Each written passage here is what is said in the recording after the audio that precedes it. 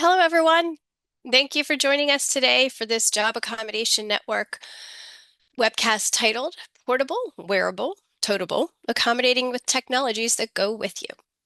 My name is Tracy DeFreitas, and I'm a JAN Program Leader and Director of Training and Outreach. Today's training will be presented by my colleagues, Teresa Goddard, Assistive Technology Services and Sensory Team Lead Consultant, and Matthew McCord, Motor Team Senior Consultant. Thanks, Teresa and Matt, for sharing your expertise with us today. This JAN training on portable, wearable, totable, accommodating with technologies that go with you, will introduce various types of technology related accommodations, including wearable, portable, travel-friendly products, and how to apply them as workplace accommodations. A variety of accommodation examples will be showcased, featuring applications for employees with motor, sensory, cognitive, and neurological needs. This webcast is 60 minutes in duration. Now, before we begin, we do want to recognize National Disability Employment Awareness Month, so happy NDEAM, everyone.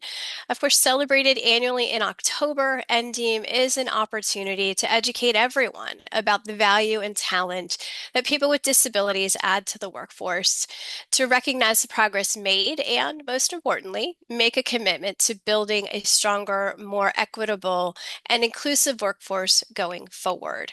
NDEAM's purpose is to reaffirm our commitment to ensuring disabled workers have access to good jobs every month of the year. And that's the spirit behind this year's official theme, which is access to good jobs for all. Each year, the U.S. Department of Labor's Office of Disability Employment Policy, or ODA, JAN's funding agency, they work closely with its partner organizations, including those representing employers, people with disabilities, their families, government agencies, to develop the NDEAM theme and assist organizations in participating. This includes developing and distributing an annual poster. The 2024 poster features a collage of photos of diverse people with a range of disabilities working in various inclusive workplaces. And these photos appear in colored circles against a blue sky background. Under the photos is a white background with a graphic image of a black winding road leading up to the circles. To the side of the road, the words Access to Good Jobs for All and National Disability Employment Awareness Month appear. For more information on NDEAM, you can visit dol.gov/NDEAM. You can also download the poster there if you're interested. There's even a customizable version. All right, so let's begin our training today. Matt, you're up. Thanks, Tracy. So I'll begin our discussion today with a brief overview on JAN, just in case we have some newcomers in the audience. Then we'll discuss some AT basics with you all. Next, we'll dig into some portable and wearable options specifically, followed by some AT-centered situations and solutions. Finally, we will close out the presentation today by reviewing some interesting AT trends and updates with everyone. Next slide, please. For those of you that are new to JAN, welcome. We are a free consulting service that helps people understand job accommodations, federal employment-related disability rights laws, and resources that an individual with a disability can tap into to start a small business and more. We've been around since 1983, so that's even longer than the ADA has been around. We are just one office in Morgantown, West Virginia, but we do provide services to the entire United States and its territories. So if you have any questions, we're more than happy to help how we can. Next slide, please. Let's begin by defining what we mean when we say AT or assistive technology. Next slide, please. There's some debate in the community on this, so here's the definition that we here at JAN use. To us, AT means any sort of device or service that helps a person with a disability achieve or maintain functioning.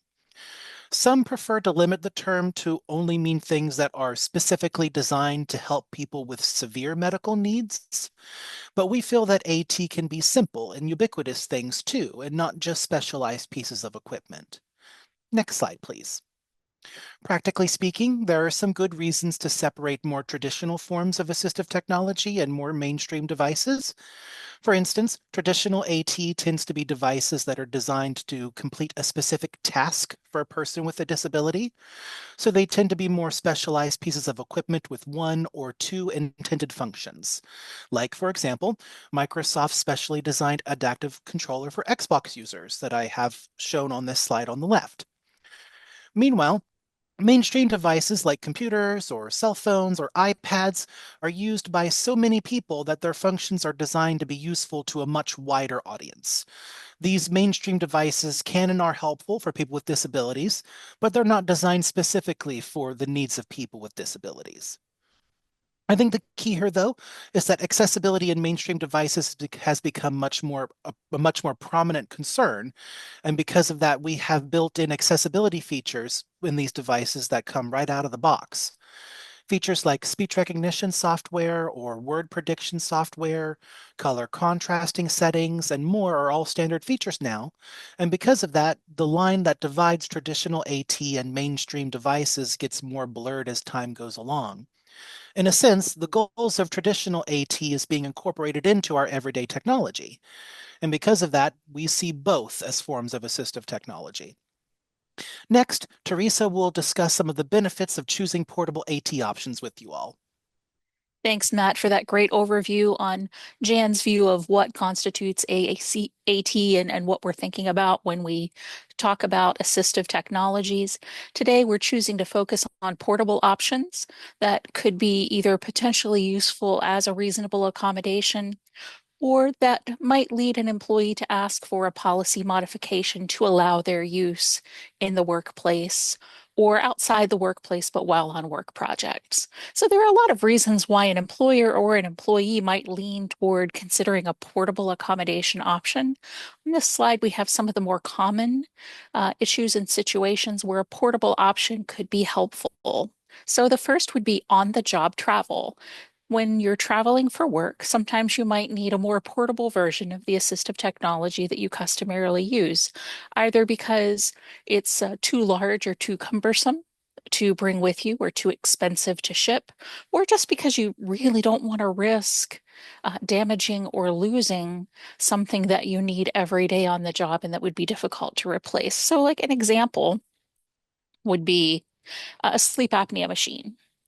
These are technically portable. If you have a sleep apnea machine, you probably were given a case that you can use to pack it into for travel or to take it to your doctor's office. But it's kind of big to be carrying along with things like your laptop and any other carry-on luggage that you have. And they usually tell you, don't check this thing. Make sure that you carry it on with you. So if you were traveling a lot, you might want a smaller, more portable version of what you use at home. And also, then you would have one that you don't have to worry about losing so that you will have it when you return home. Another issue where this might be helpful is you might need a battery powered option if you're going on a very long trip where you might need to sleep on the plane or if you're going to be somewhere without good, reliable access to the electric grid. So, for example, sometimes at Jan we get questions about people who need to find versions of their accommodation that they can use while traveling in what we would call the back country. We've had questions about AmeriCorps volunteers who need accommodations when they are in national parks working on trails where they don't have good access to things like electricity and connectivity. So something that's portable and easier to use off the grid might be a help. Along those lines, too, you might have hybrid workers or people with multiple sites that they need to travel between.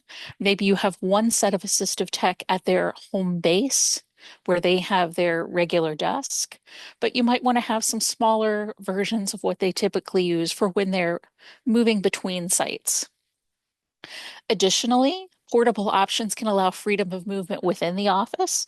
Some of us concentrate better when we can move around, or else we might feel that we can collaborate more easily with our colleagues if we're not tied to our desk. So it's nice if our technology travels with us. And that could include bringing things that help you to hear in meetings or see slides and agendas in meetings. And, those don't take place at our desk all the time. We're seeing a move back toward more in-person meetings and trainings, and you might want to have something to take with you. Uh, if you're hot desking or hoteling, you might not even have a permanent desk, so that's a great reason to consider portable options. Sometimes you might also be using a wearable either to help with some type of management related task, whether that's time management or prevention of an injury. So, for instance, there are devices specifically designed for lone workers to wear to help them keep in communication with their main office and receive help in an emergency. And sometimes it's as simple as an employee preference, or just having a backup option in case you're a main piece of technology, like your great big CCTV that sits on your desk, should happen to need repair for some reason, or maybe you're seeking a replacement and you want something else to use in the meantime. So, those are some of the typical reasons why you might consider a portable, a wearable, or a totable option to accommodate an employee with a disability. Let's go move on to slide 11.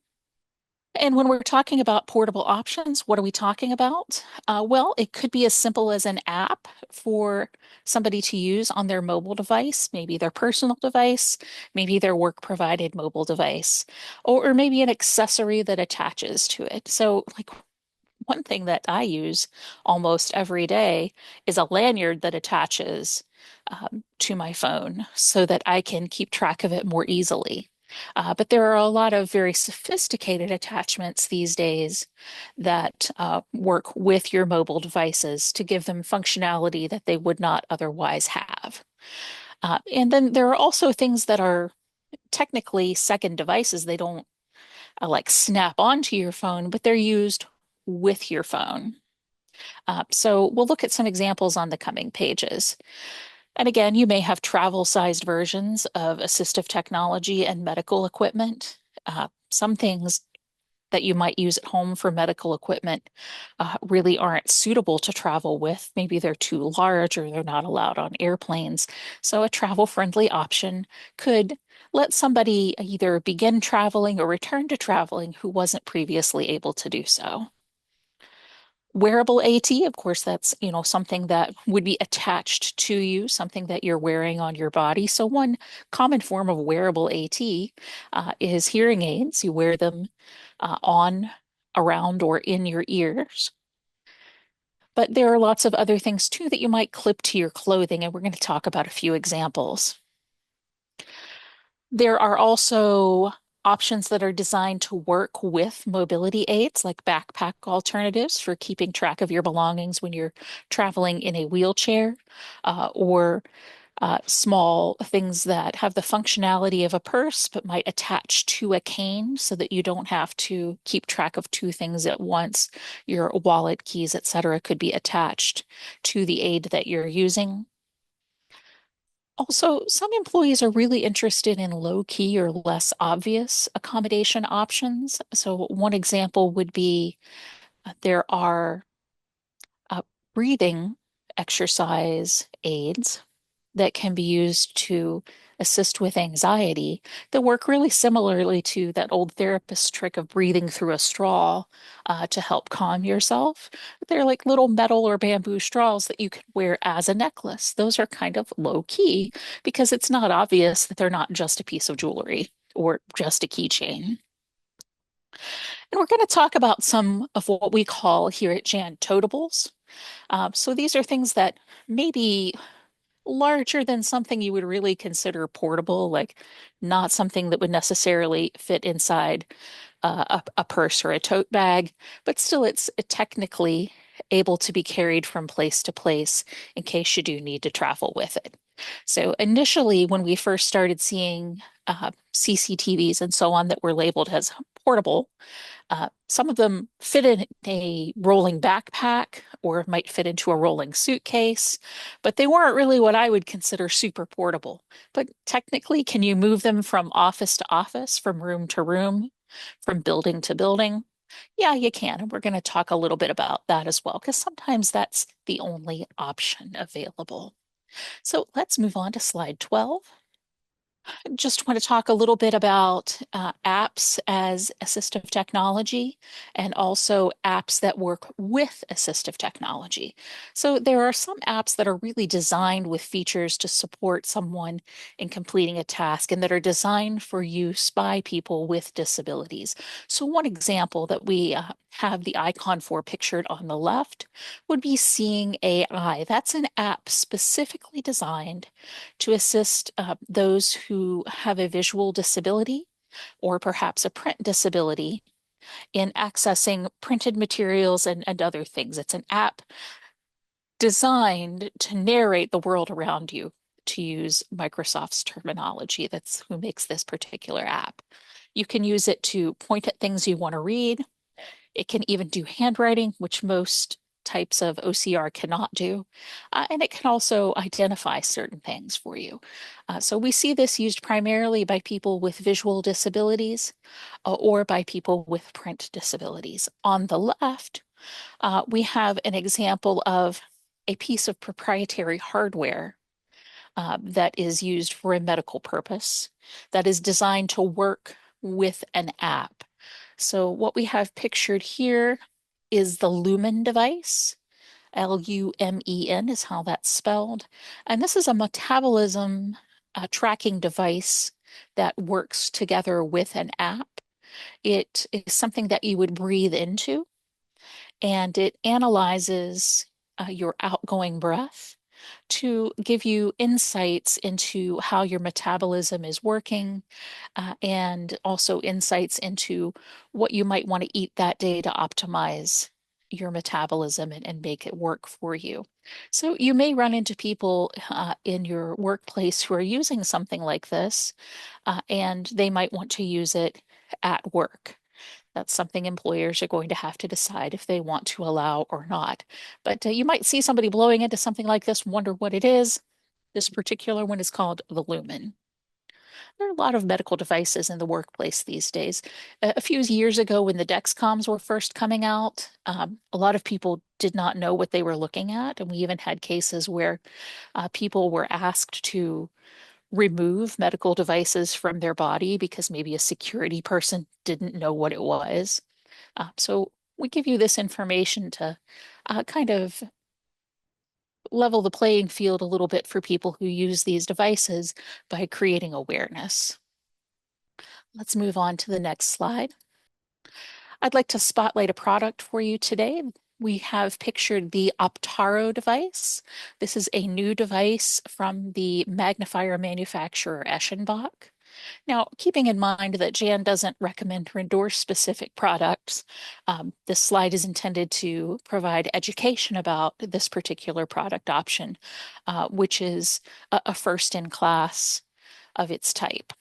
So this is something that clips on to an iPhone. Depending on the type of iPhone you have, you might use a case to snap it on, and it works together with an app. Between the app and the snap-on device, the Optaro camera will turn your phone into a pretty full-featured portable video magnifier that is not much larger than your iPhone. It's a little bit thicker. It also has a little bit of a stand to it to help you stand it up and better view printed materials that you might be setting the device down on. But it's essentially something that turns your phone into a magnifier. Now, we've seen magnification apps for phones in the past. The difference is this provides a little bit more power, and it also has some built-in illumination to it. So again, this is just one type of magnifier. There are many other portable magnification options, but this is one that's smaller than average and works with technology you might already have, which could reduce the price point for you. Let's take a look at the next slide. So a smartphone accessory might also be a form of assistive technology for someone. A lot of smart watches that you might use together with your phone have features that help you track your health data, like sleep tracking, heart health functions like heart rate, pulse ox. I don't want to get into endorsing specific types or specific brands for obvious reasons, but depending on your needs, you might want to look at the features of the various watches that are on the market and decide which ones have the features that you need. For example, if you want to have the ability to check yourself for an AFib episode, you're going to want a different type of watch, possibly, than one that simply has other features like heart rate. Now, there are a few watches that I've seen that claim to do things like check your blood pressure, but I think those are something you should talk with your doctor about because they may not have the same level of accuracy as other standard types of medical equipment. If somebody wants a portable blood pressure cuff, uh, a lot of times the wrist-worn type that's battery powered might be a better option than something built into a watch at this point. I want to highlight Bluetooth headsets. Many Bluetooth headsets on the market today have noise cancellation functions. So whereas in the past, somebody might request from their employer a Bluetooth headset with noise cancellation or Bluetooth headphones with noise cancellation, these days people might be using something that they've gotten on their own and ask permission to use it in the workplace. For example, um, some type of small wearable earbud with noise cancellation might work for them very well. And there are some coming on the market in the very near future that will actually have some amplification features built in as well. So if you uh, need amplification but don't quite need a hearing aid, there might be earbuds that you can look into that could meet that need coming onto the market very soon. One thing that didn't make it into the presentation is there's also a company making prescription eyeglasses that have small assistive listening devices built right into the side piece of your eyeglasses. So it's kind of like having an assistive listening device literally built into your glasses. So there are new options available that weren't available in the past, and some of these are low key in that they look like a commercial device, or they might not be detectable to the average person at all. Very exciting for those who prefer to fly under the radar. Let's move on to the next slide. Again, we're going to talk a little bit more about mainstream products like phones, watches, and fitness trackers. These often do have features that could be helpful in the context of accommodation. And some examples include sound awareness. So, for example, there is an iPhone setting that you can turn on that will allow your phone to attempt to detect and identify environmental sounds, for example, sirens and coughing. Typically, you do have to turn off the Siri function for this to work. So if you're really reliant on that, then take that into consideration.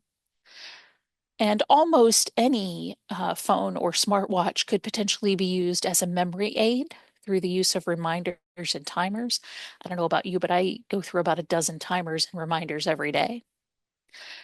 And depending on the device, you may also be able to use it to monitor medical signs and symptoms. Some of the smartwatches on the market today will also kind of monitor with the gyroscope how long and how effectively you're washing your hands.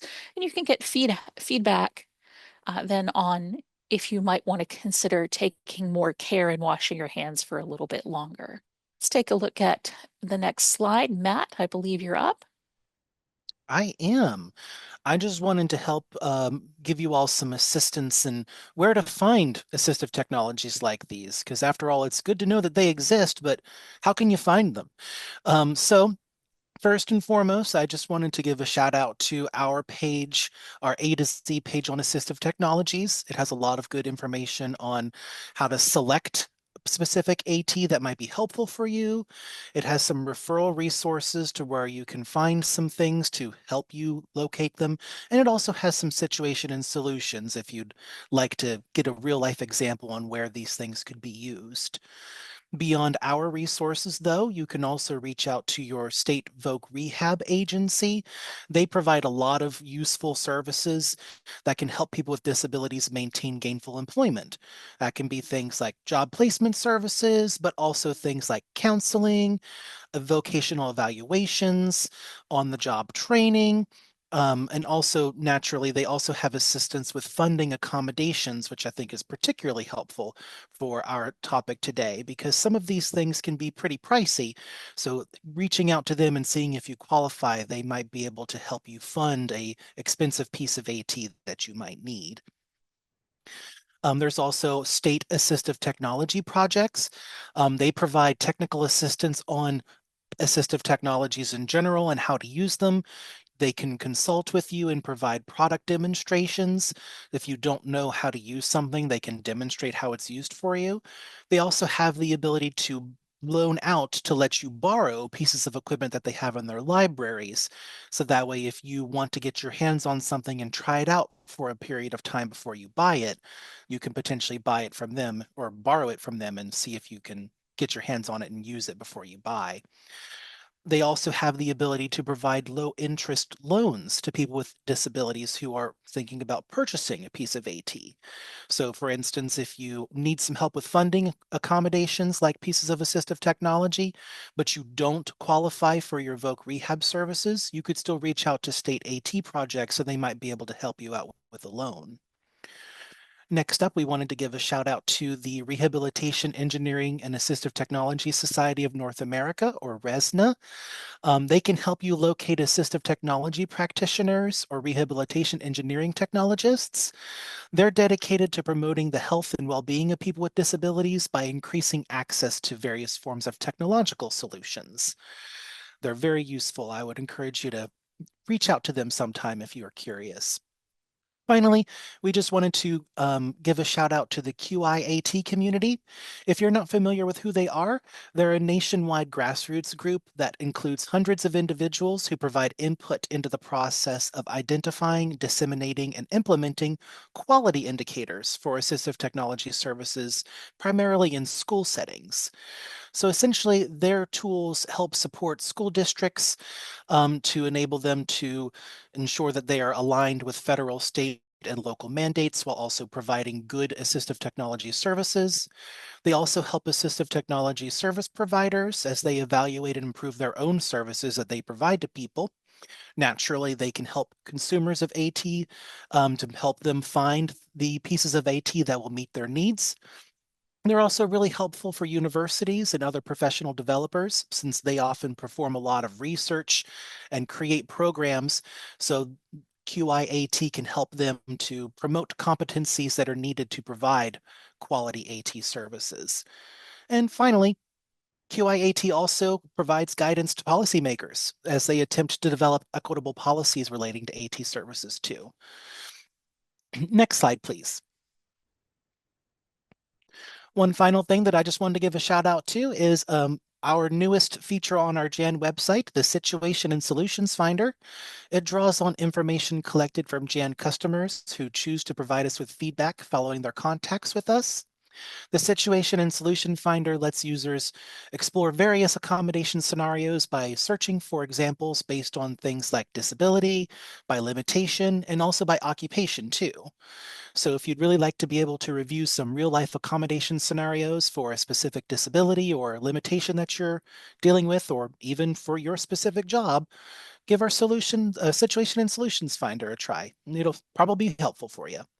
Next slide, please. Speaking of situation and solutions, let's dig into some now so that we can see some real life AT scenarios. First up, Teresa has a situation for you about a bus driver who has a thyroid disorder. Next slide, please. Hey, thanks, Matt. I can't say enough good things about all those wonderful resources that you shared.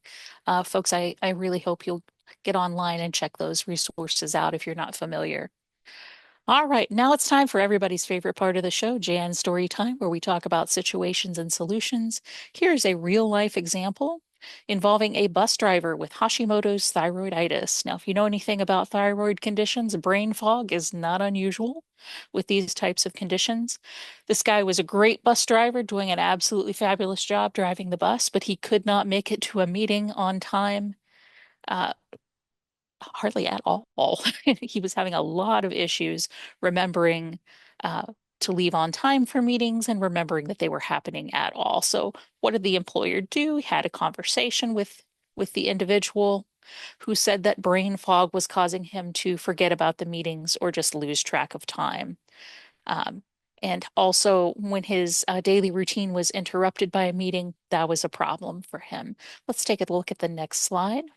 So, when somebody's having trouble getting to meetings, there are a lot of options. Most of them involve, no surprises here, reminders. They could be verbal reminders, text-based, email, written notes, lots of ways to do a reminder. Let's take a look and see what happened next. So the employer emailed reminders to the employee, but the employee forgot to check the email. You know, those email reminders only help if you actually take the time to look at them. Next slide, please.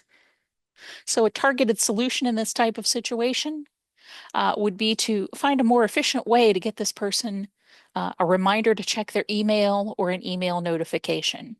So in this case, the employer provided a smartwatch so that email notifications and meeting reminders would be right on the person's wrist. Next slide, please. Now, those types of smartwatches where you receive the email notifications on your wrist, those might be restricted in certain settings. And also, they're only going to work where you have good signal, good data connectivity. So let's say a bus driver worked in a very rural part of West Virginia. There are lots of places in our particular state where you cannot get any signal whatsoever. The smartwatch might not be the most effective solution there. One additional option would be the Watchminder. Here's another product spotlight for you. The Watchminder 3 is a very basic type of reminder watch that doesn't require any connectivity. Instead, you pre-program in reminders either at specific interval lengths, like every so many minutes, it can remind you to do something, or you can also program for specific days and times.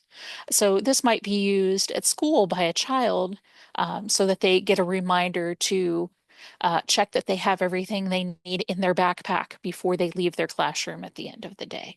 But it can also be used by adults to do things like remind you to check your email. So this one doesn't display emails, but it could remind you to make sure that you check those. And you could also, if necessary, put some meeting reminders, especially if they're regularly occurring meetings into this. You could also put in a reminder reminding yourself to leave on time. Suitable for somebody who needs a less distracting option or an option that works without connectivity. And I believe next, Matt is going to tell us about some ways to accommodate shoulder issues. Take it away, Matt. Yes, I am. So in our next scenario, we have a warehouse worker who recently got a shoulder injury, specifically in the rotator cuff. He had temporary pushing, pulling, and lifting limitations because of that injury. His employer reached out to us here at Jan to see if we can find some accommodations to help him move larger boxes and items that weighed more than his restrictions would allow him to push, pull, and lift. Next slide, please. The consultant in this situation suggested options specifically for lifting, like a compact material handling device or a stair climbing hand truck, so that way the larger items could still be moved by the worker without him needing to violate his restrictions to do so. The consultant also suggested options specifically for pushing and pulling, like the ball transfer table that I have pictured on this slide. Next slide, please. But what if the employer would rather not purchase equipment to accommodate the restrictions? The individual's medical needs are only temporary after all, and the employer states that both the individual and the medical provider are hopeful that the individual will soon heal and not have any permanent restrictions. As this need arises from recovering from a surgery, naturally leave could be a viable option to allow the worker more time away to heal. But if there are other options that might allow the worker to return to work that wouldn't require the purchasing of potentially expensive equipment, what would those be? Well, next slide, please. Job restructuring allows employers to reallocate duties as an accommodation. Even though the duties in question are essential to the position, this does not mean that the employer is prevented from considering that option. In this situation, the employer decided to absolve the worker from performing those problematic tasks. They felt that it was the easiest solution for everyone involved, especially since it was only for a limited amount of time. Wanted to showcase that one because that's actually pretty rare. And sometimes it does happen. Next slide, please. But speaking of pushing and pulling restrictions, I wanted to showcase this smart suitcase option that we found. The Airwheel SR5 is a suitcase that can track your location and follow behind you without needing to be pulled or pushed at all. It also has other features like an anti-theft alarm where the suitcase will make noise if it's taken too far away from the owner. The wrist-worn remote will also make an alarm in this situation either via sound or by vibration. Now, Teresa has another example for you all regarding an employee who is hard of hearing. Next slide, please. Hey, thanks, Matt, for reminding us that purchasing equipment is not always the solution. You might start off looking at equipment options and wind up in a totally different place, and that's okay. All right, let's talk about phone access. I cannot tell you how many calls we get at Jan every single week about how to help somebody access the phone. Here's a typical example. An employee who was hard of hearing was having a hard time talking on the phone with coworkers and clients. She was getting great reviews, but she was having a lot of fatigue and frustration when on the phone because it was just really hard to concentrate and make sure that she was getting all of the info. Next slide, please. So on this side, we have a picture of a captioned phone that displays what the person on the other end of the line is saying while they're talking. The employer offered telephone captioning service and provided a caption-compatible phone with telecoil features. What's a telecoil, you might ask? That's a hearing aid feature. It's an older feature. It's been around for quite some time, and it's designed to help a hearing aid connect to a phone using electromagnetic induction so that the sound from the phone can go into the hearing aid pretty directly without any need for Bluetooth or Wi-Fi access or anything like that. So that's a fairly common option, and when it works, it's great. Some other options could include an amplified telephone or a telephone amplifier that attaches to the phone, either by plugging into it or sliding over the receiver. We still do get questions about people who need to move from phone to phone in the workplace who use those. Video phones are great for those who use sign language, and job restructuring to reduce phone use may be an option depending on the situation. Did it work in this case? Here's a big what if. The employee found it cumbersome to monitor the additional screen for captions. And also, due to upgrades to the employer's phone system, they just recently switched to VoIP, the captioning support really wasn't working very well either. So the employee took the initiative to schedule an appointment with an audiologist and got fitted with really high-end hearing aids that had Bluetooth connectivity and also another newer type of wireless technology that was a more modern alternative to telecoil technology. Okay, let's take a look at the next slide. So in this case, the employee was able to work with her audiologist and also with someone from the helpline at their hearing aid company, as well as an AT service provider, to identify a device that would let her connect to the new phone system. And the employer provided the device and a Bluetooth-enabled phone. So you heard me mention that she had a newer type of technology that was an alternative to telecoil. That's great, but it meant that telecoil compatible technology wasn't going to be an option for her. So sometimes when you're looking through your phone manuals, which is something I often suggest people do when they're trying to problem solve this, you'll see there's information about how to connect a telecoil enabled hearing aid. Or you might go to your headset provider and find that they have telecoil enabled headsets. Those are fantastic for those with telecoil enabled hearing aids, but some hearing aids have different technology. So a more common approach these days is to get a Bluetooth enabled phone or to find a way to connect to the computer via Bluetooth and either connect directly or use a streaming device that the hearing aid company would recommend to figure out how to connect that person's hearing aids to whatever it is that they need to hear. We used to use a lot of dongles and other types of accessories to make that connection, but some of those are getting really hard to find because of changes in the marketplace. Now, as an added benefit, though, some of these streaming devices can also be used as remote microphones, so that if you're going to an in-person meeting, you can just pick it up and carry it with you. This is both a portable option and in some cases a wearable option, since a lot of them are designed to clip onto your clothing. But if you're in a meeting with someone, you would take it off of your clothing and set it on the table near the person that you're trying to hear, and it'll pick up the sound of their voice and send it right into your hearing aids.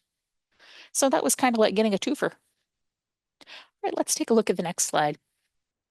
Here's another product spotlight for you. This is the Phone Clip Plus. It's one of the ReSound line of hearing aid accessories. And again, if you're looking into something like this, you want to call the company that makes the hearing aids and figure out which accessories they might have that are compatible with the specific type of hearing aids that the person has been fitted with. Sometimes your audiologist, the treating audiologist, I should say, can be helpful in figuring this out as well. So ReSound also has a newer model called the Multi-Mic Plus, and that has Auracast technology as well as Bluetooth connectivity for your phone. This phone clip um, is another model. Again, it's very important to make sure that you're getting the right model for the right hearing aid, and that you also have a way to connect it to the sound source. That would be your computer if you're doing VoIP through software, or it could be uh, something that connects to the actual desk phone if you're using a desk phone type of system. All right, let's take a look at the next slide.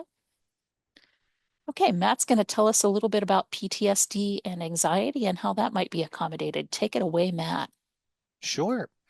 So for our next scenario, we have a worker with PTSD and an anxiety disorder who got triggered when they were unexpectedly approached from behind.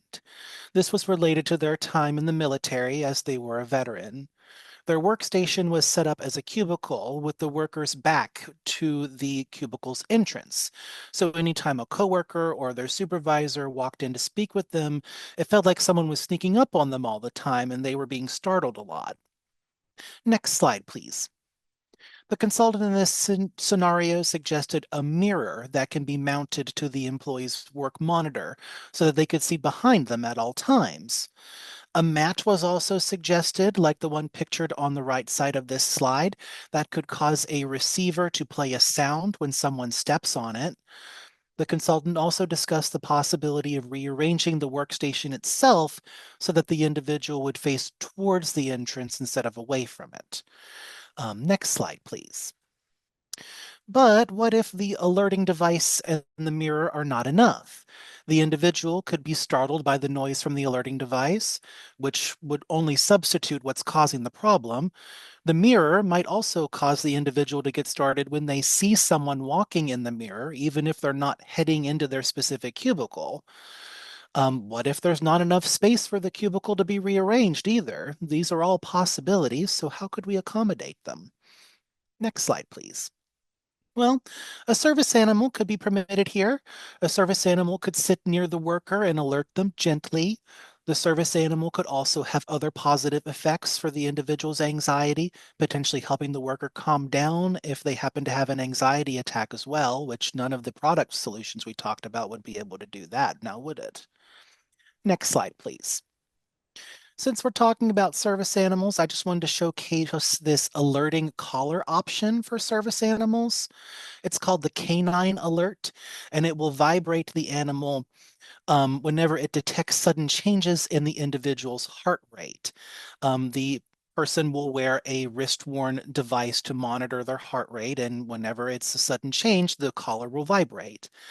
This can be helpful to not only train the service animal to better detect and respond to things like the person having a panic attack, but also to more subtle things like someone having a nightmare and needing assistance being woken up from that nightmare. Now, Teresa has an example for you all regarding an individual who had some difficulty seeing small print. Next slide, please. Hey, thanks, Matt. Next, we're going to talk about a radio station employee who is having a hard time seeing hard copies of news bulletins and scripts. And she also had responsibilities that involved writing and editing scripts. Next slide. So when she was at her desk, it was no problem. She could access digital versions of all of the documents she needed. And she also used accessibility tools to assist her with reading, writing, and editing. If you're looking for something for editing, Text Help has some great options, and a lot of people also like Grammarly. Let's take a look at the next slide. The problem was she needed a more portable print access option that would let her read scripts when she was on the go. Maybe if she was in the recording or broadcasting booth, or if she was out in the community. Take a look at the next slide, please. So when she was on the phone, the Jan consultant recalled that a writing workshop participant had successfully used something from OrCam, one of their wearable devices actually, to read from manuscripts. OrCam now makes handheld versions of their print access technology. And some other potential solutions might include the Seeing AI app that we mentioned earlier, and Ira, which is actually a service for visual interpretation that you would access through an app. Next slide, please. Just want to showcase for you really quickly the newest version of OrCam's handheld reading technology, the OrCam Read 3. This is a small, very portable handheld device from OrCam that allows reading from both printed materials and digital text. And it works with a stand and computer to provide magnification. It also has an interactive AI assistance feature that lets you ask questions about the text that is visible through the camera and receive some AI generated assistance. It can also be used in an offline mode if you're interested in that. So this is a really nice example of an OCR technology that's extremely portable and also has magnification and natural language functions. Next slide, please. So since we're talking about sighted assistance, let's talk about a federal employee who was blind and required intermittent sighted assistance with reading signs and printed materials, as well as navigating in her workplace. Next slide, please. So the employee really wanted to use Ira, the visual sighted assistance service. This call actually came in back when Ira was more of a headset-based device that worked with an app. Now it's primarily a service used through an app. The employer couldn't allow this for security reasons. That's not uncommon. So in addition to some assistive software, the employer provided sighted assistance to the employee for day-to-day in-office work. So they weren't able to let her use the IRA option, which was her first choice. Instead, they proposed an alternate accommodation for security reasons. Remember, employers can choose among the range of effective accommodations according to guidance from the EEOC. Let's take a look at the next slide. So as always, today we have a little twist. The employee began traveling for meetings and conferences. She really didn't want a coworker or a contracted assistant to help her with her in-person assistance during travel. She wanted to be more independent. She was really a huge Ira fan, so she revisited her request. Next slide, please. So, fortunately for everyone involved, the employer agreed to use of the IRA app and service when the employee was traveling off-site, but did not change their position on in-office use. Some other potential solutions that could have helped this employee with maintaining her independence and using technology as opposed to an in-person assistant could include the OrCam wearable line of products like the OrCam My Eye. There are also a number of navigation related apps that can be helpful. Um, or sometimes there's really no substitute for an accommodation in the form of a person. So in-person sighted assistance could have been a possibility as well, but it's really encouraged by the EEOC to give primary consideration to an employee's first choice. So it's nice that they were able to provide that to at least some extent. All right, let's take a look at the next slide. So instead of a product spotlight, we're going to do a service spotlight. Ira is a service that provides access to professional visual interpreters who can assist with a variety of vision-related tasks. And you would access it usually through a smartphone app, although they have been working on a desktop app as well.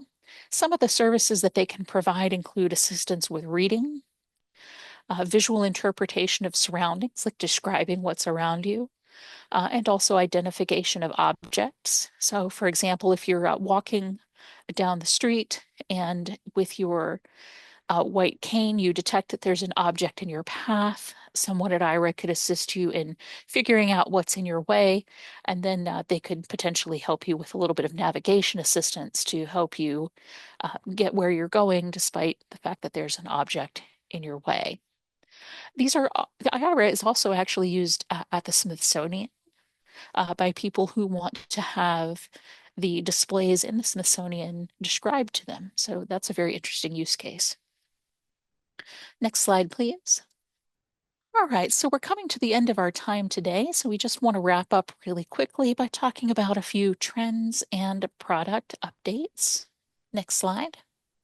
So, Matt, I don't know about you, but two things I'm hearing about a lot recently are the right to repair movement and what I'm kind of informally calling the maker movement, which is a growing community of people who are interested in making and modifying AT.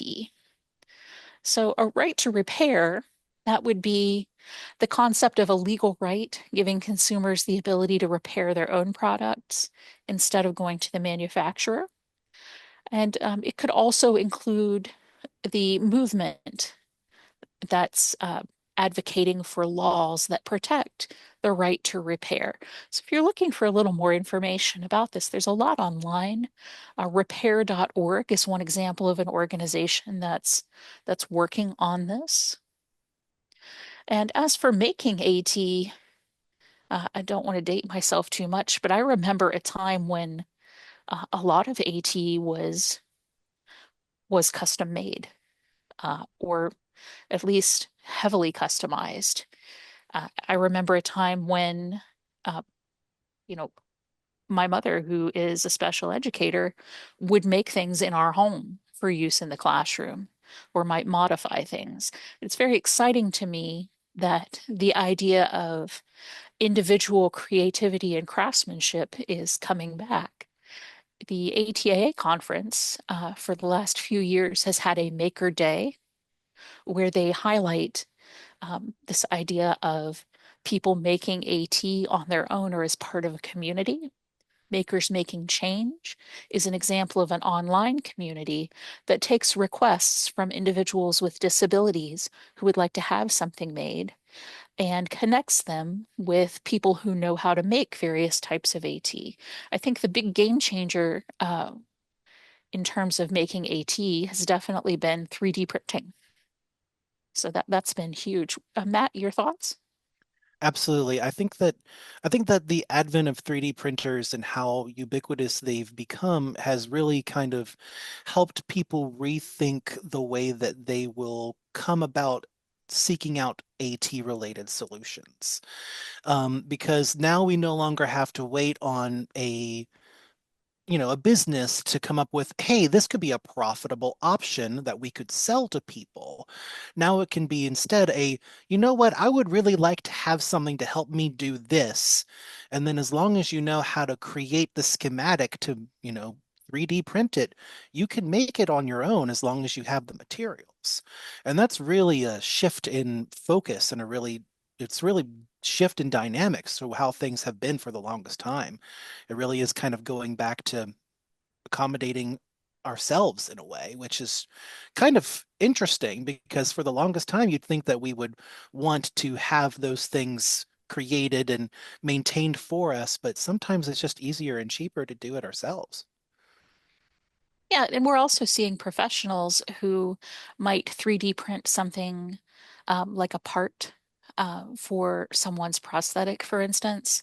And having the access to 3D printing lets people customize things as a child grows. So that's been very interesting. Yeah, Maker so he can change. One of the things I do like about them specifically is that they are providing information on how to make items and information on how to do a workshop to teach this skill. Really quickly, I just want to touch on a product in development, the allergy amulet.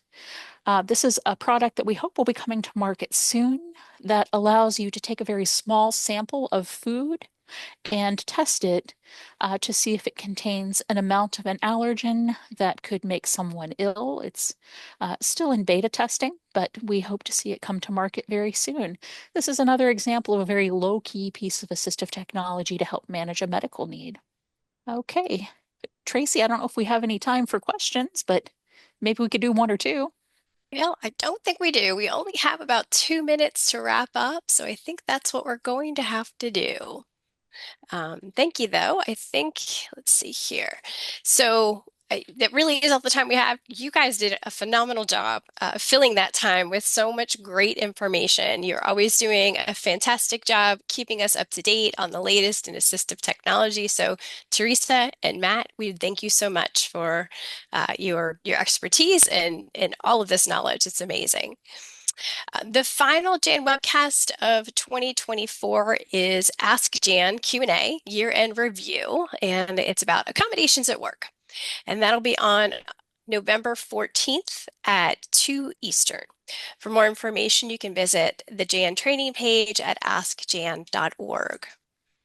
Attendees, if you have questions about workplace accommodations, remember you can ask Jan. Contact the Jan service directly for free and confidential consultation. Use the askjan.org website, live chat, call 800-526-7234, or email us at jan@askjan.org.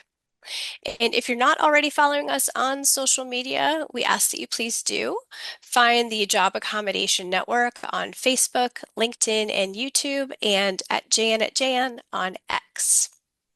And with that, thank you everyone for joining us today. Enjoy the rest of your day. This concludes our training.